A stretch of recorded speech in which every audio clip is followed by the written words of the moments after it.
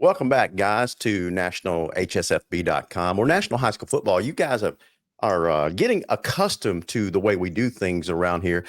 You know, we're taking a break from our normal format, Joe, where we interview some of the most prominent high school head football coaches around the country and talk about the guys that rank their work, right? So we've got three of the best national pollsters around the country tonight. So it's going to be a treat. It really is. I'm looking forward to a very lively discussion tonight. So our panel of pollsters, obviously you recognize Joe Maimone from National High School Football. He's got a very prominent poll.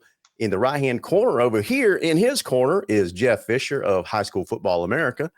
And in the left-hand corner, defending the national pollsters out there from MaxPreps, national football editor, is Zack Poff. So welcome, guys, to our panel tonight. Looking forward to a very lively discussion.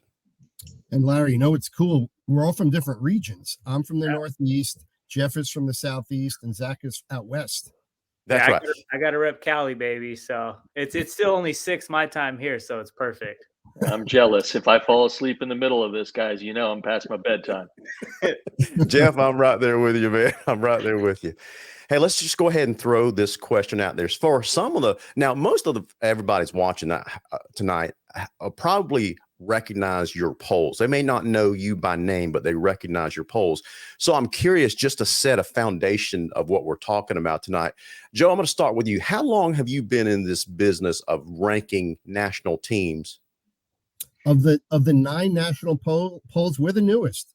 We started our poll, nationalhighschoolfootball.com, last year. Miami Central finished up as our national champion. We just saw a need. You know, our other company is Prep Gridiron Logistics. We're the largest promoter of high school football games in America. And we said, you know what, we're doing all this work. We're seeing all these games. We have contacts with all these teams. Why not start a top 25 poll? And that's what we did. So this is year 2 for our organization in this respect.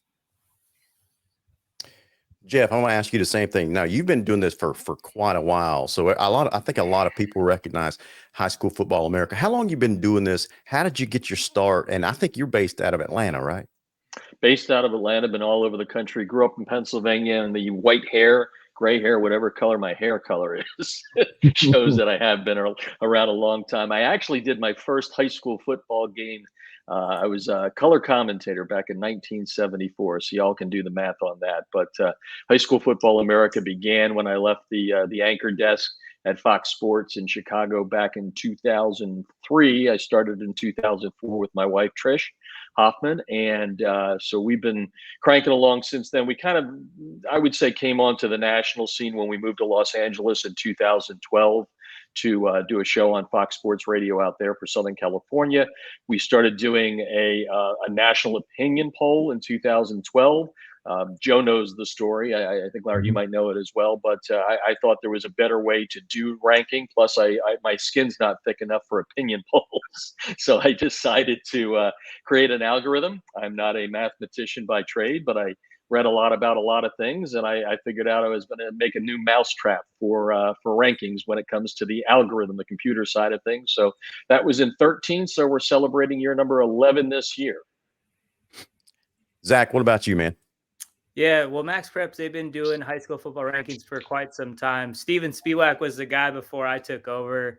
I started doing our national rankings in 2016 and been doing them ever since. So, but yeah, Spiewak, he did them from, I can't remember the exact year, but it was probably 2008, 2009, around that time, I'm guessing. But yeah, MaxPreps has been doing this for a while now. So this is my 7th, 8th year doing it now. And I love it, man. It's fun. And like you said, man, sometimes the opinion polls that you can get blown up on social media a lot. So you gotta have a thick skin for it. But I love it, man, because that just shows you that there's a lot of fans out there, and where high school football is at now on a national stage compared to even 5 years ago, it's crazy how much it's grown.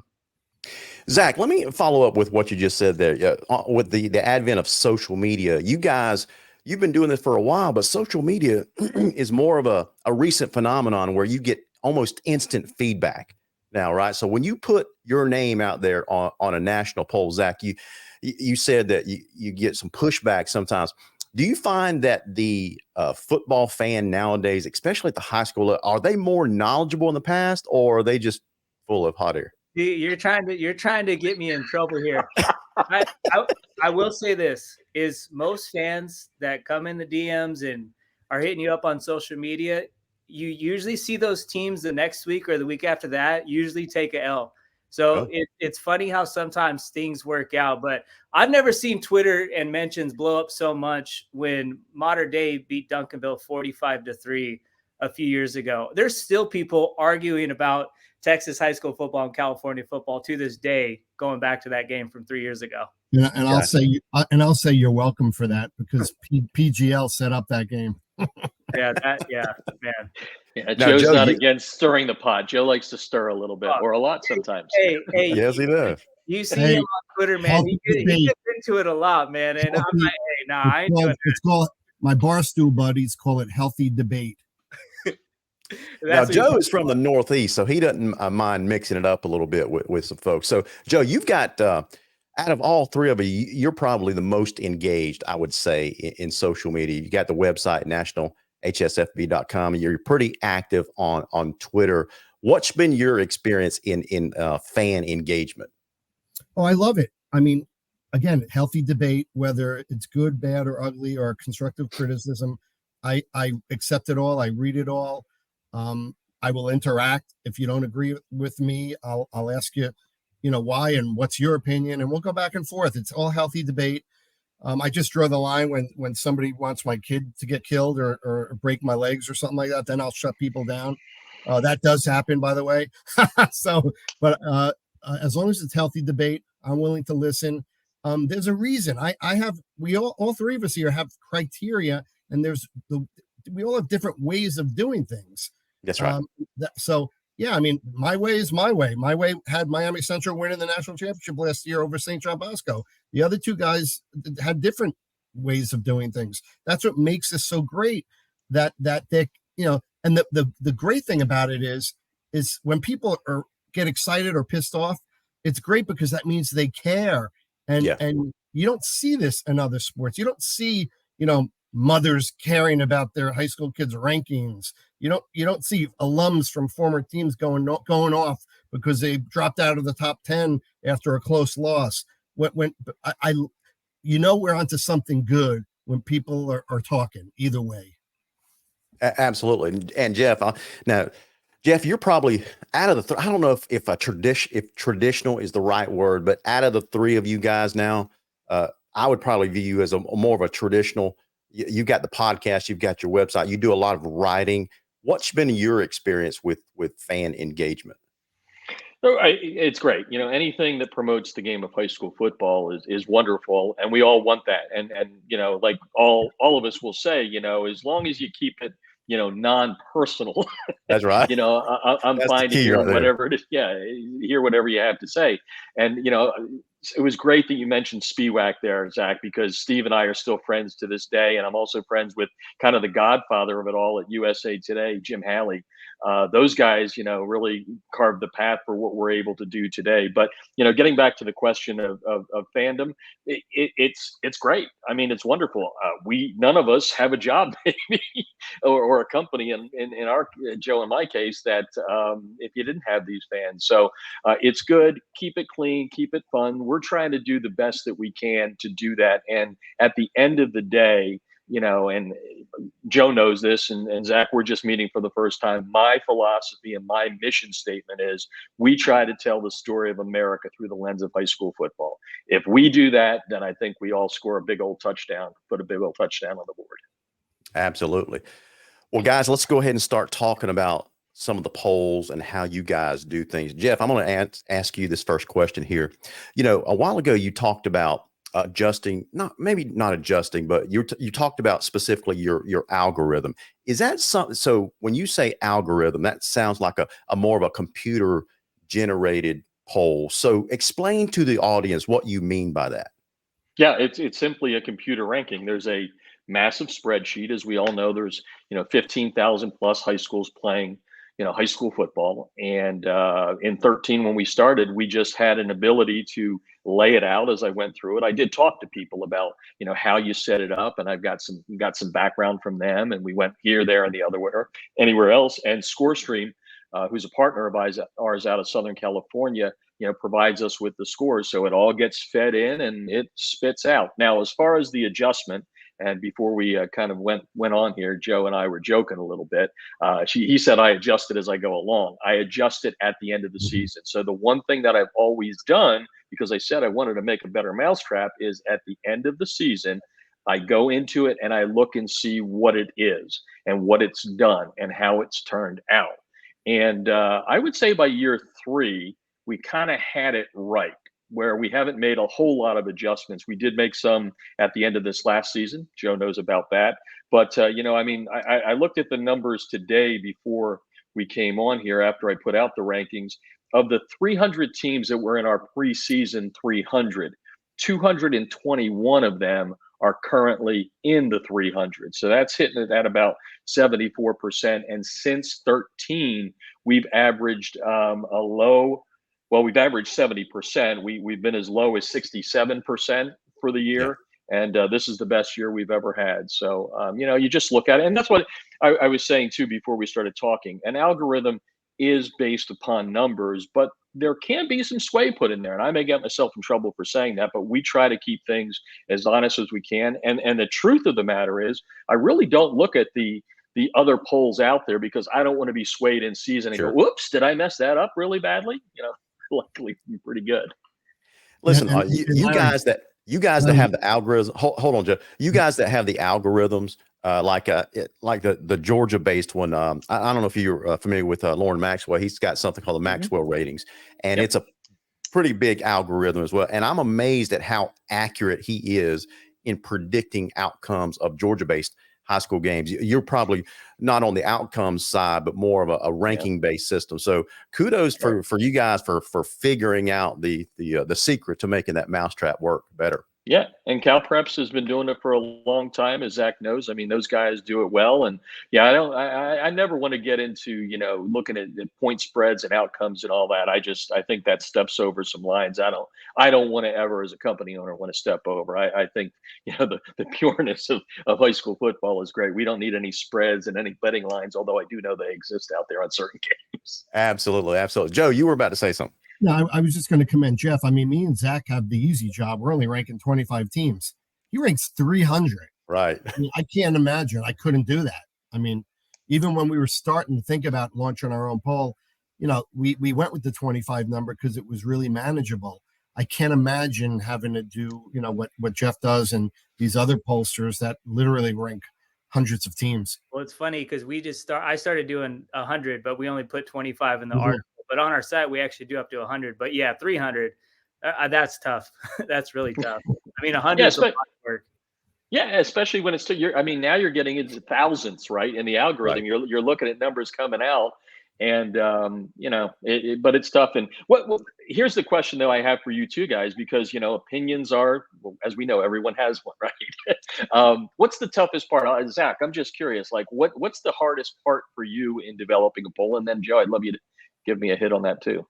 Well, I always feel like doing the preseason one's always the toughest because I mean, what makes my job easy is, I want to be as credible as possible. So I need to watch as many games possible from Thursday to Saturday. So I'm watching as many games as I possibly can. Like on Friday, I probably have about 30 tabs open throughout the night, just watching games. And usually I'll lock in on like 2 or 3 of the bigger games, but I'll go to other games as there's commercial breaks and timeouts and stuff like that. So what I do is I try and watch as many games as possible, because that's really how you can tell the outcome of how good teams are. And it makes it easy too when, you have teams that are playing other teams ranked.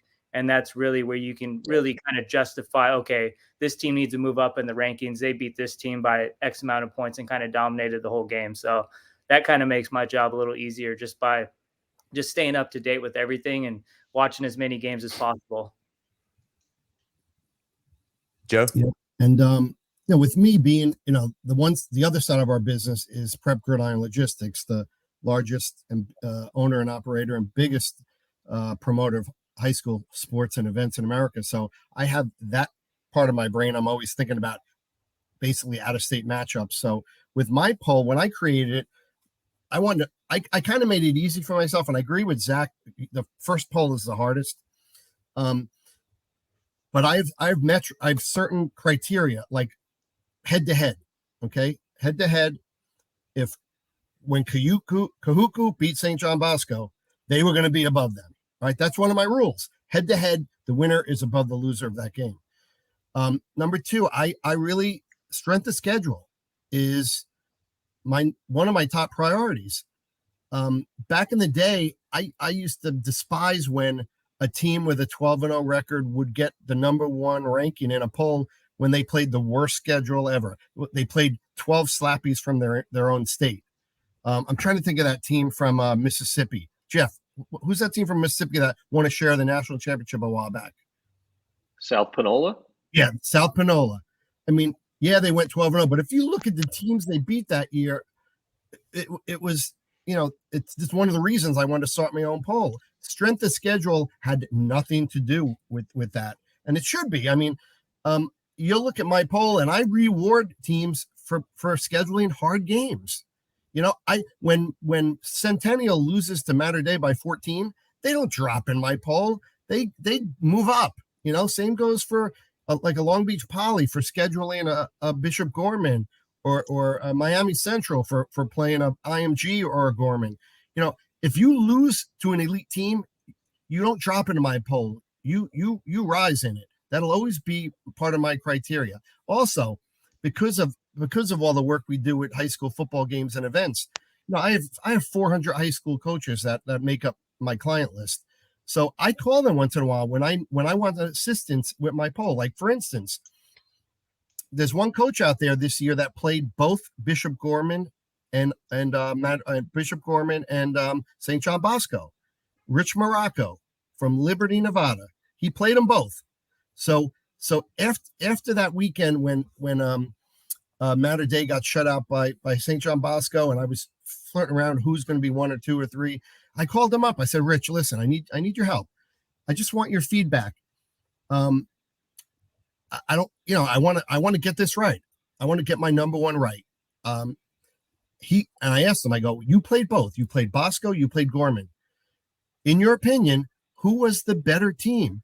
And in a millisecond, he said, St. John Bosco, without a doubt. And I go, Coach, why? What's up? He goes, their defense was way more better than Gorman's, much more better.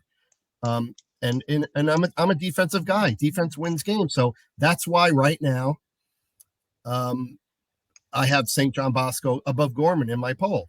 Again, another thing, I believe that a number one team, whether it's, mid-season or at the end of the season, I believe a number one team should be undefeated. That's just my policy. All right. That's just how I think. There's almost 16,000 high school football teams in America. Yeah, with all those number of teams, in my opinion, the national champion should be undefeated. All right. So in these polls right now, you got all three up there. You see IMG's number one in mine. The reason they are is because Bosco has a loss and Mater Dei has a loss. All right. And the reason Madonna and Gorman are 4 and 5 is because they were hurt when Miami Central lost to Norland. Miami Central had a good shot of beating both of them.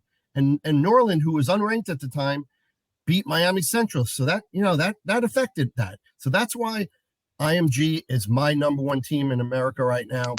They're undefeated. They play a hell of a schedule. And they still got to play St. Francis. Again, St. Francis is some would say they're down this year. I wouldn't say so. Just because you played for the top 15 teams in America, that doesn't mean you're down. You just lost to them. That was a very aggressive schedule, probably one of the toughest in the history of the sport. So that's pretty much how I think. And also, margin of victory doesn't matter in my poll. If you won your game by 1 point or 100 points, you're going to stay where you are. You're not dropping. So margin of victory. A lot of people say, so-and-so only beat this unranked team by 14 and when they should have beat them by 60. It doesn't matter. As long as you win, you're gonna stay where you are. That's why, like this week with DeSoto beating Duncanville, that was a good win for DeSoto.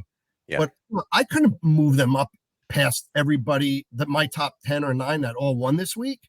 So, I moved them up from, I'm moving them up to 13 to, they're going to flip with Duncanville, 13 and 12. So, or 13 to 11. So they're going to move up a little bit, but just because they upset Duncanville, who in my opinion was overrated to begin with, I'm not going to penalize my teams 1 through 10. So that's how I think. That's how my poll is made, and that's what we talk about. It's about strength of schedule, head to head, elite out of state wins. Jeff, let me ask you a question. Zach, you can pile on as well or chime in. But I put the poll up there. All three of your polls side by side, and Joe was giving his rationale about IMG and St. John Bosco. Jeff, you've got St. John Bosco as number one. They've got a law. So how do you, I guess I'm going to ask you about your algorithm. How did your algorithm put them in as number one? Well, that I can't tell you because the algorithm doesn't get an opinion. Like, I can't talk to my computer. It's a bunch of numbers that spit out at me. But what I can tell you, and Joe's right, it comes down to the strength of schedule. And Joe and I argued about this time and time again. I like to poke fun at Joe. I want to stir things up here a little bit. Joe wants a team at the top that's undefeated, but yet his job is to put together the greatest matchups in the world. He would love to see all top 25 teams playing each other at least 2 or 3 times a year. So when you start doing that really well, Joe, and you get all those things, you may not have an undefeated team at the top. Just pointing that out for something you may want to think about. But anyway, Bosco is playing, arguably the toughest schedule in the nation. I mean, the Trinity League, all 6 teams are in our top 300. I guess I haven't seen your top 100, Zach, but I would assume a lot of those teams are close there. I mean, they've played, yes, they lost to Kahuku, but then they did a pretty good number on Modern Day. So it comes down to strength of schedule. When you look at Bishop Gorman and our algorithm, they dropped again this week by a notch. They've got 2 games left in state. The team they're playing in the state semis is 5-5. They may get another shot at that Liberty team that Joe was just talking about. They cracked them about a month and a half, 2 months, whatever it was, middle of September, I guess, 49-6. Yeah, they played a decent non-league schedule, out-of-state schedule this year. 4 teams out of state plus Liberty in state. Their strength of schedule just isn't there. And to all of our points, you get thick skin. I really don't read anything, but Joe will have a tendency to give me a tweet and say, hey, here's what my guys are saying and all that. And I know people aren't happy with it, but at the end of the day, you've got Bishop Gorman playing a 2-game run to a state championship because Nevada is not a football power, right? And you've got Bosco playing in arguably the toughest division in all of America, Division I in the southern section there. So they've got 3 big games there. And then you've got the open division champ, probably maybe Sarah out of San Mateo. So, but when all is said and done, everybody that Bosco beats this year is in the top 300. Gorman can't say that. So there's a little rationale there. That's my opinion coming in. But to your point, they're there because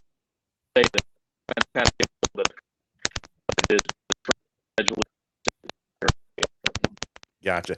Now, Zach, before you chime in, I just want to go ahead and tell the audience there that this poll that's on the screen is last week's poll. We don't have an updated poll from you yet. So I just wanted to make sure the audience understood that. With that said, you've got Bishop Gorman up there in the top spot. That differs from your 2 counterparts here on the screen. What was your rationale? Yeah, I just look at Bishop Gorman and their out-of-state games. I felt like they did enough to, justify the number 1 spot for right now. But, as Jeff said, their playoffs, it's going to be a cupcake for them. They're going to win another state title. Chaminade Madonna's in the same boat in the 1M playoff bracket where they're not going to really be challenged at all. So that does open the door for St. John Bosco if they run through their playoff bracket. CIF, Southern Section, Division I, always the toughest playoff bracket in the country. And then if they win state, like St. John Bosco, legit, they still have a chance to repeat as MaxPreps national champs. But I will say this, it'll be important for Bishop Gorman and Chaminade Madonna.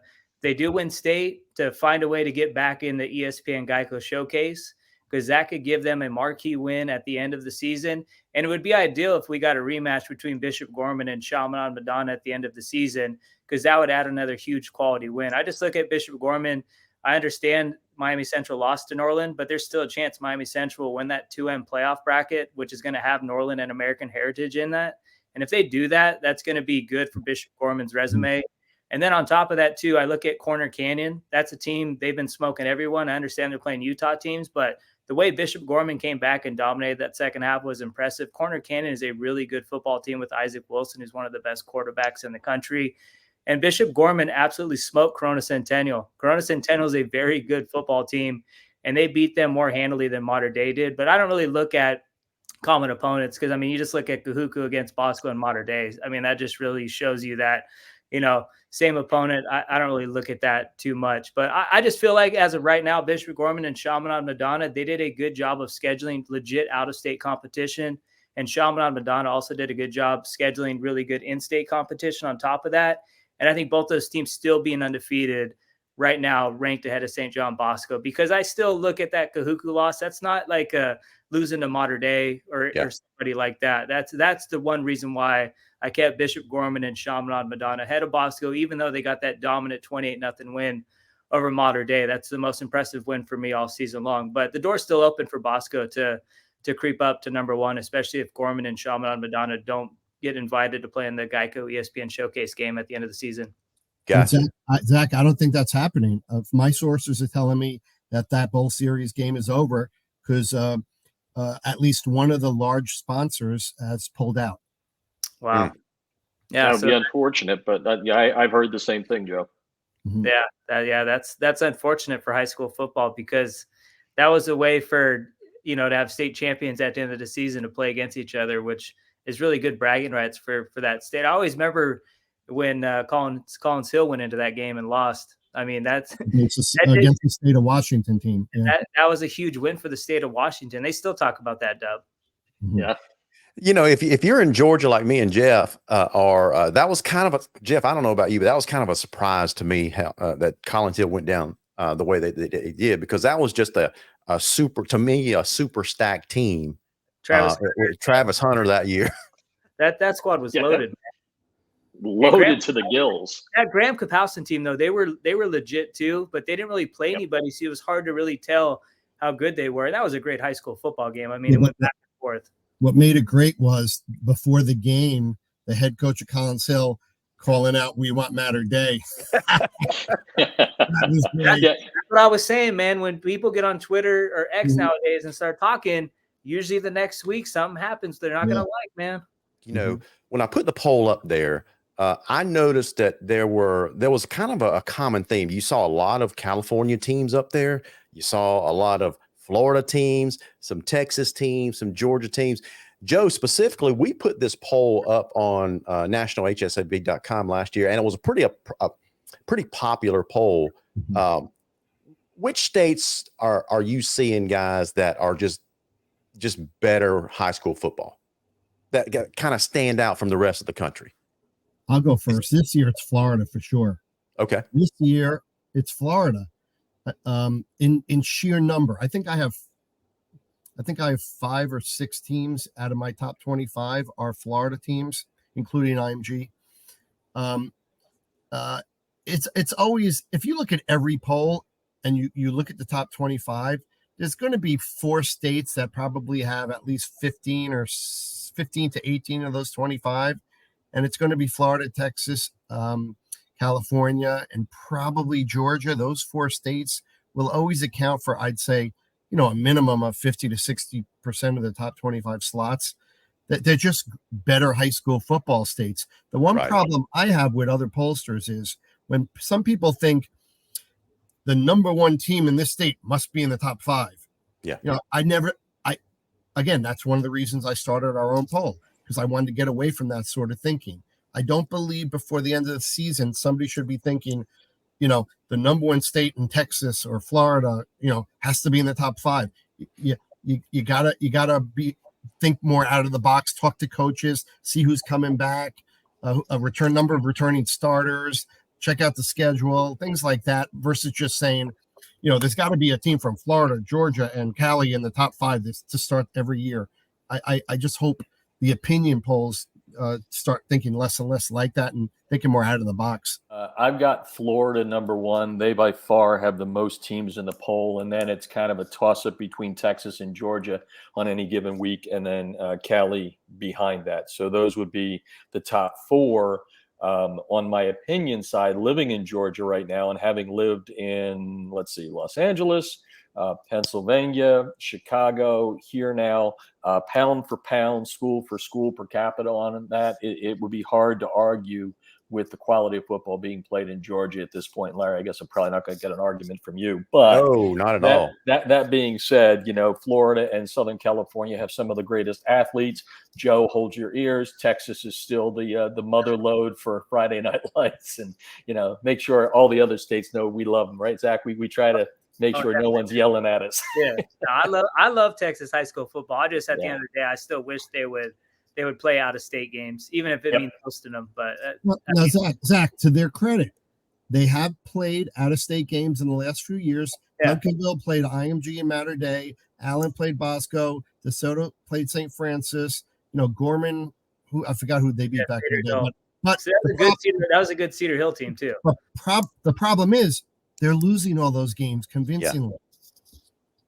I will say this, at least Atascocita repped them well. I mean, East St. Louis, they're not, Mater Dei or St. John Bosco, but East St. Louis is always a very, very good football team. But Zach, when that's your state's best, it's not a good year. It's not a good year. I agree, man. I wish Duncanville and I wish DeSoto, especially North Shore too. I think this North Shore teams, they're clicking at the right time right now, and they just beat, a very good Atascocita team 61-35. But it would be nice to see, North Shore play a Long Beach Poly, a Corona Centennial. It doesn't have to be Mater Dei or Bosco, but even like a team like Corona Centennial or Sierra Canyon, I think that would be a very good football game. Yeah, North Shore has some offensive line. That offensive line's impressive. I watched them against Atascocita. That might be bigger than Mater Dei, and that's saying something. Yeah. Joe, with the lack of performance that Texas-based teams have had on the national stage, does that diminish their stature? It's still a great high school football state. If you look at the top 50 teams, their top 50 compete with anybody's top 50. It's just at the top. I was debating the other day that I believe the top 5 teams in Florida would shut out the top 5 teams in Texas this year, 5-zip. Maybe 4-1, Florida would win that top 5. But from 6 down to 50, great. I mean, great stadiums. Pomp and circumstances, unbelievable, great attendance. It's just that their teams, when's the last time they had a huge out-of-state win? Probably Euless Trinity over De La Salle, right? And what was that? How long ago was that? A long time ago. That was like 2014, 15. Yeah, somewhere around there. Almost 10 years. Yeah. And what pains me is instead of keep going to try and crack the code and beat an elite team, they're now avoiding the elite teams. Not the DeSoto coach will still play anybody. He calls me all the time, Joe, I want to play the best. His administration this year, it's kind of strapped him from doing so. But he's the only team who's still thinking like that. Joe, get me the best game possible. He's the only team in Texas still thinking like that. The others, we saw what happened this year with Duncanville. They had a chance to play Miami Central, and instead they played Rockledge. So you're not gonna be in many top 10 polls with that mindset. I'm sorry. Well, guys, we've talked about your top 10s, your top 25s, your number ones, your criteria, that kind of stuff. Those are, if I see a consensus across all 3 of your polls, it's the familiar names are up there year after year. You might shuffle them around. What's the surprise team, if there are any, this year? Has anyone risen to the top or at least hit your radar? I think I'll start a team that I'm super impressed with. And I'll say this too. I didn't talk about which state I think is the best, but I think Georgia's 7A playoff bracket this year is going to be absolutely loaded.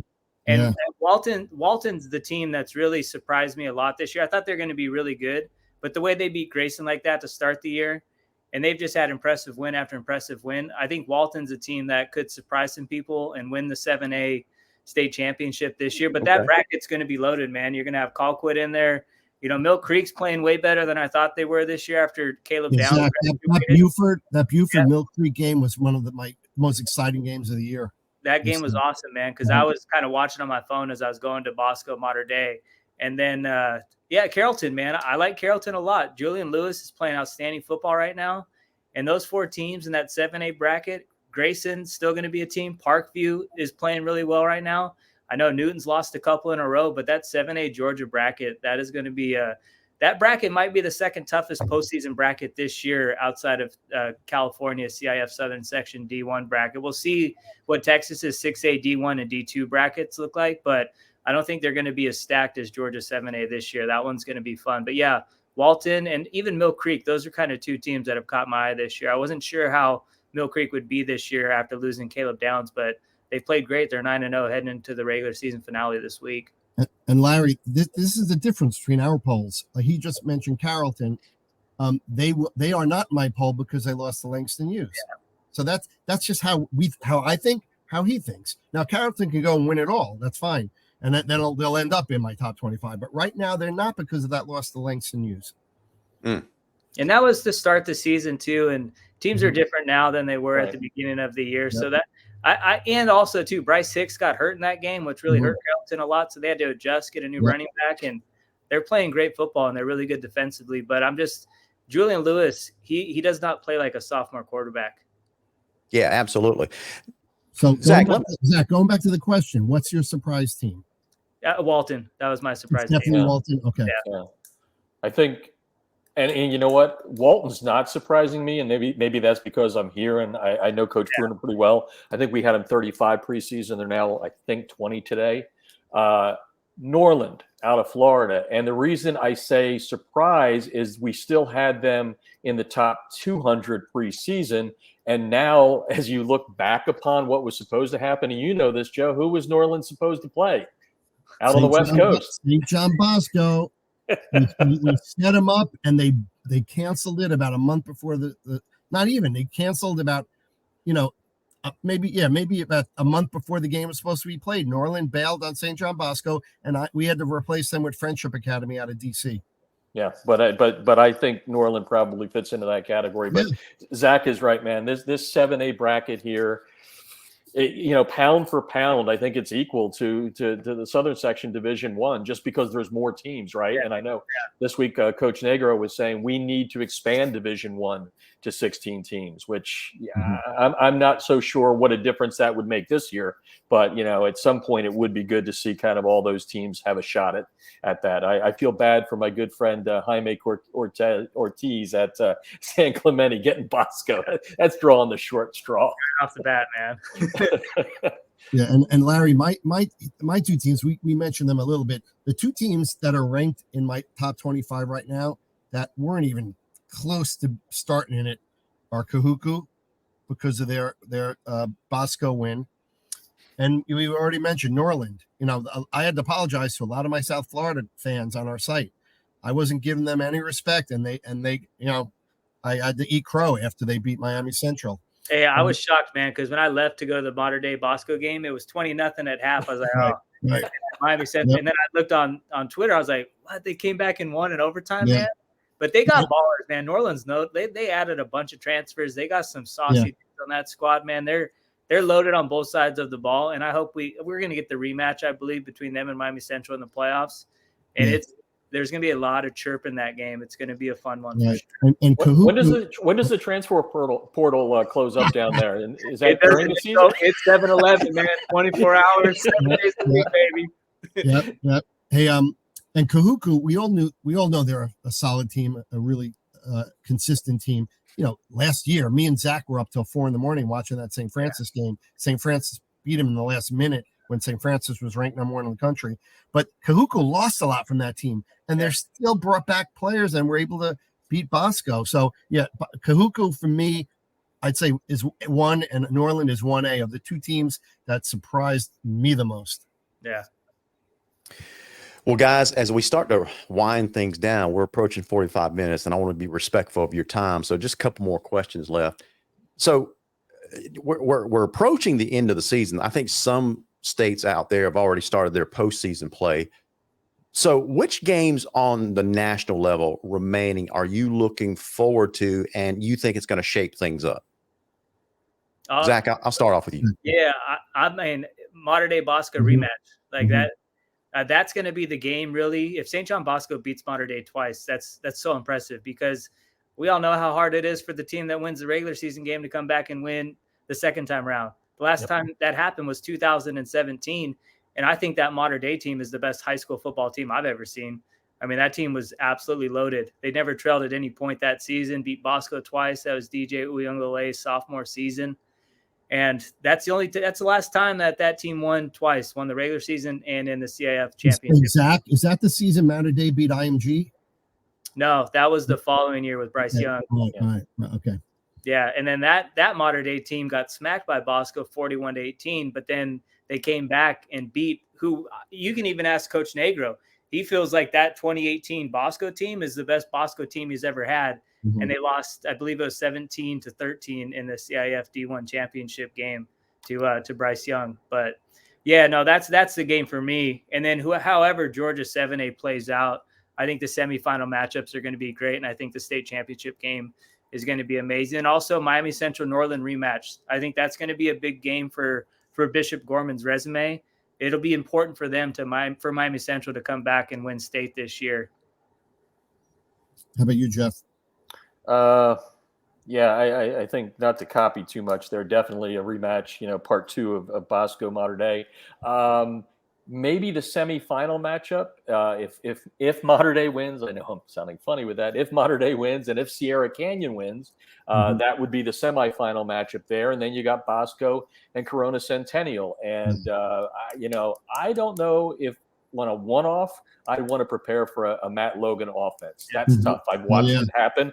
I know back in 12 when I was doing what Joe was doing in 12 and 13, setting up some matchups, and I had IMG and Centennial set up out there in Southern California and almost knocked them off. Anything in 7A probably from the quarterfinals on is going to be awesome. And I thought of one thing, because Larry, you were saying, well, it's always the same names. I did think of one team that I want to give a shout out to that's from a state that people be really – Ben Davis out of Indianapolis. Okay. They played IMG tough this year. Yep. And they just opened the first round of the 6A playoffs. They were 68 at the time. We had Brownsburg undefeated, number 52. Imagine opening a 6A playoff bracket by playing arguably the second or third toughest team in the state, and Ben Davis beat him. So we'll give props to the Hoosier State there. They do more than play basketball. And Jeff, that game was amazing too. They had to come back. They're down by 3 scores in the fourth and came back to win. Yeah. And that's what I'm saying too. Like, when you play and you challenge yourself and you play tough teams, you're going to benefit when the playoffs get here. So playing a team like IMG, Ben Davis is never going to play a team in the state of Indiana that's as good as IMG. Yeah. So it's not going to be tougher for them.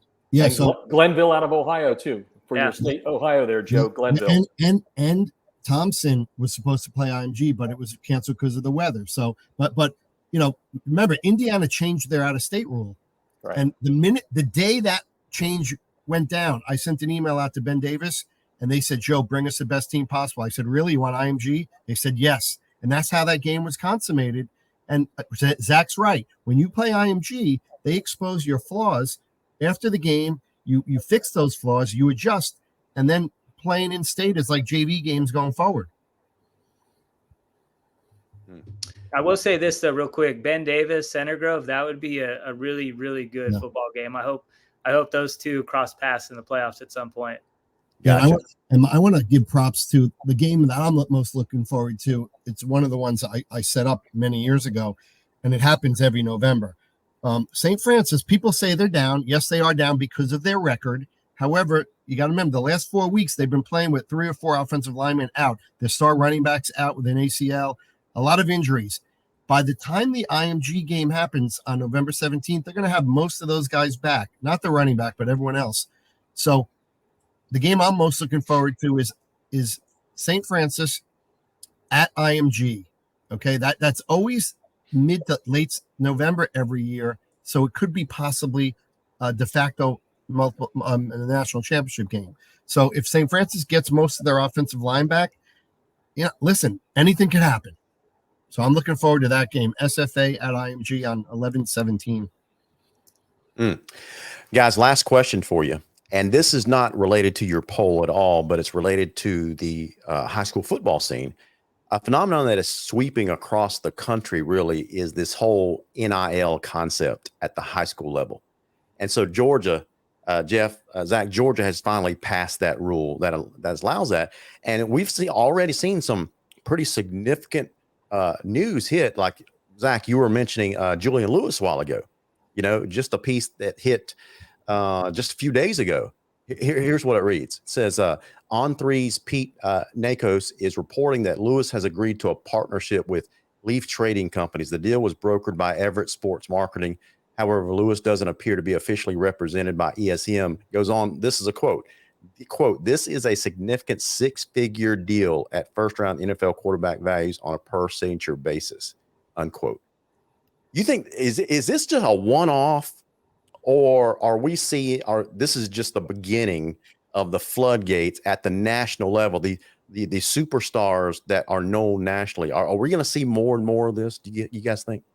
I mean, honestly, for me is I never know what these NIL deals are because I don't know what the contracts are. Yeah. I mean, you saw what happened with Javon Dexter from Florida when he signed that NIL deal, and when he signed over, he's got to give like 20% of what he makes in the NFL to that company. So I don't know. I mean, I feel like every state now, though, you do need to find a way to make NIL legal because you don't want your top players to transfer to another state so they can benefit on NIL. But yeah, I mean, at the end of the day, I still feel like high school is high school. I mean, enjoy being a kid right now. And then eventually you'll get to that stage in your life where, you can make money off your name and stuff like that, but still treat high school football as high school football and don't make yourself bigger than everyone else. I mean, but it's a tricky situation for sure. But I think there's just a select few that are going to benefit off NIL at the high school level. When we saw with Quinn Ewers, where, he had to skip his senior year so he could benefit off it. But I feel like if you're not a 5-star or one of the top rated recruits in the country, you're probably not going to benefit a ton from NIL. Gotcha. 100% of what Zach said. I've been saying for years, again, going back to my age, that, high school football is still the last bastion of amateurism. I guess NIL took care of that. I can't say that much anymore. But ultimately, as we know what the numbers are, kids, those 5- and 4-star guys, the guys getting the D1 scholarships and all that, the numbers shrink dramatically. Football is healthy, right? We went back over 1 million participants last year, which was awesome to see. But, to bring it back to our rankings and what we're on here talking about today, those teams are probably going to be the same. They're probably going to be the ones that maybe, touch upon the NIL more. But I suggest what makes me really smile is going out and seeing just a good old-fashioned rivalry game in some other state that doesn't involve a top 300 team and just enjoy the game for what it is. But it will impact it, no doubt about that. And, there's nothing any of the 4 of us here on this talk tonight is going to do to stop that ball from rolling down the hill. That's right. Joe, you got an opinion on that? Yeah, well, we Prep Gridiron Logistics has an informal agreement with a company out of Los Angeles called Timely NIL. So we work with them. We give them leads. Basically, it's for teams to make money. NIL works at the high school level, in my opinion, if it's program-based, not individual-based. For example, teams that are financially strapped, Corona Centennial, St. Francis, the Dade City teams, I'm all for the team getting an NIL deal so the program makes money so they could travel and do stuff, buy new helmets, stuff like that. I'm not for their 5-star players making money at the high school level. But if the program and the team can earn money for the program to flourish, I'm all for that. Like I said, we're working with Timely and NIL out of Cali. We send them leads all the time. They've signed a couple of high school programs to NIL deals. But yeah, I'm all at this level. The individuals will make the money at the college level and going forward. But at this level, let these great programs from a lot of underserved communities who need money, let them make the NIL money as a program, as an institution, versus their players for now. That's Absolutely. my opinion. Well, guys, this has been a fun. I knew it would be. It's been a pretty fun and sometimes kind of pointed discussion, but that's okay, because that's what you guys are in the business to do. You bring us a lot of value, a lot of entertainment throughout the year, and we certainly appreciate you joining us on nationalhsfb.com tonight. So, guys, if you've enjoyed this discussion, you can catch this video and other videos on the website nationalhsfb.com, as well as join in the national conversation of high school football 365 days a year, 24/7. So for Joe Maimone, nationalhsfb.com, Zack Poff, MaxPreps, national football editor, Jeff Fish, High School Football America. Guys, thank you so much for joining us tonight. Thank you, Larry. It's a pleasure. Yeah, thanks. Appreciate it.